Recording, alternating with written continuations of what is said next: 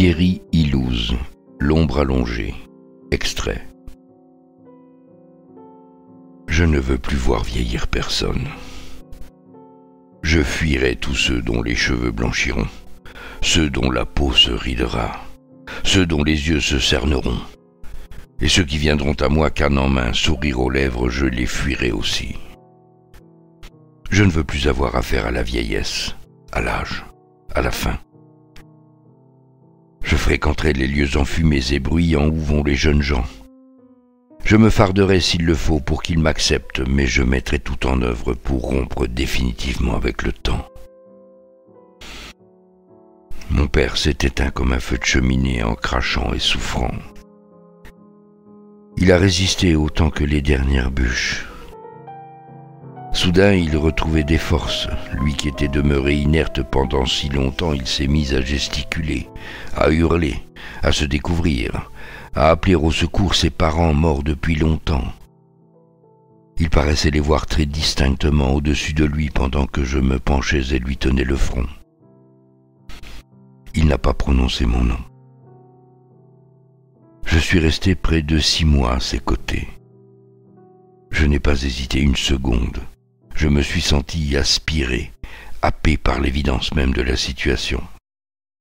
Je suis un bon fils. Je suis resté docilement près de ces lits d'agonie et j'ai regardé pendant des heures et des heures la mort à son œuvre. Elle travaille bien. Avec l'assurance des meilleurs artisans, elle ne s'impatiente jamais, même quand on la malmène, quand le bois se cabre sous son ciseau. Elle fignole, tout à sa tâche, sûre de sa réussite. De ma place, elle ne pouvait rien me cacher, mais elle ne s'en inquiétait guère. Je n'ai aucun pouvoir sur elle. Personne n'en a. Je les ai bien vus s'escrimer, danser leurs ballets ridicules de blouses blanches et grises. Ils pouvaient bien faire briller leur stéthoscope et leurs machines sous les rayons que le soleil balance jusque dans ces chambres délavées. Quelle armée ridicule. Elle l'adore, cette armée. Ce ne sont pas ses ennemis. Ils sont plus ignorants que les ignorants. Parfois, je la voyais me sourire d'un air qui voulait dire « Tu en sais plus que sur mon travail ».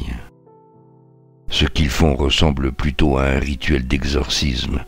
Ils viennent, tournent autour du lit sur lequel ils s'inclinent plusieurs fois et repartent comme ils sont venus, satisfaits de la cérémonie.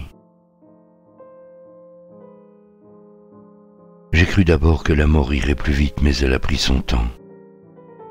Je ne saurais dire si l'homme était un sujet difficile ou bien si la mort tenait à faire durer les choses. J'ai attendu docilement. Je regardais cet homme vieilli, usé, les cheveux en désordre subir les inflexions rythmées d'une machine à respirer. Dans la chambre, un moniteur battait aussi la mesure par de petits sifflements aigus associés au déplacement d'un point lumineux sur l'écran. Je ne savais pas ce que doit faire un fils dans ces circonstances. Un vrai fils, sûr de sa fonction, compétent. Je faisais tout d'instinct et j'avais la certitude de me tromper. J'ai alors contracté une curieuse habitude. Par moments, je me levais de ma chaise et j'allais lui parler à l'oreille. J'avais entendu dire que les comateux entendent sans pouvoir répondre, que les propos tenus en leur présence les aident à revenir au monde ou bien les poussent à abandonner le combat. Je pouvais parler des heures entières. Je racontais ma vie. Nous nous connaissions si peu.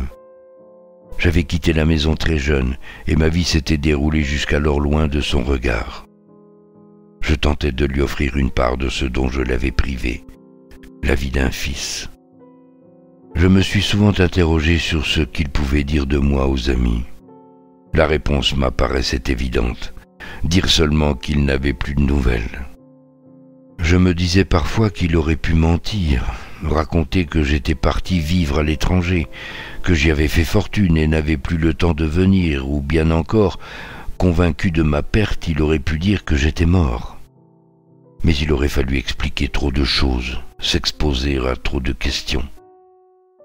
Un jeune homme de 25 ans ne disparaît pas si facilement.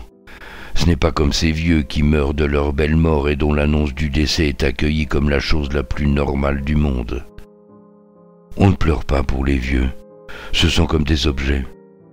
Ils n'ont même plus le mérite d'être morts jeunes, et c'est à peine si leurs enfants les accompagnent au cimetière. Mon père est mort vieux. La vitre de la chambre était si épaisse qu'à la tombée de la nuit, elle se changeait en un miroir où mon visage se découpait sur le décor de la chambre. On ne pouvait soupçonner alors une autre présence que la mienne dans la chambre confondue dans une totale immobilité. Des jours entiers, j'ai attendu le réveil incertain de mon père.